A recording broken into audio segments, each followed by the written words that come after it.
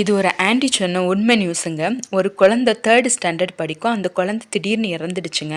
அந்த குழந்தை ஒரு இந்து மதத்தை சார்ந்ததால் அந்த குழந்தைய எரிக்கிற நேரத்தில் அந்த குழந்தை திடீர்னு உயிரோட எழுந்திருச்சுங்க.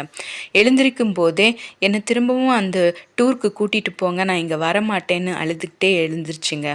அந்த குழந்தைகிட்ட என்னன்னு கேட்டதுக்கு அந்த குழந்தை சொன்னதா, என்ன மாதிரி நிறைய குழந்தைங்க ஒரு அழகான உலகத்தில் எப்போதும் விளையாடிக்கிட்டே இருந்தாங்க. அந்த குழந்தைய ஒரு அழகானவர் தனது மடியில் தூக்கி வச்சுக்கிட்டாராங்க. அவர் தனது பேரை இயேசுன்னு சொன்னாராம். அப்புறம் ஒரு அழகான அம்மா அந்த குழந்தைய மார்போன்னு அணைச்சிக்கிட்டு தனது பேரை மரியாள்னு சொன்னாங்களாம்.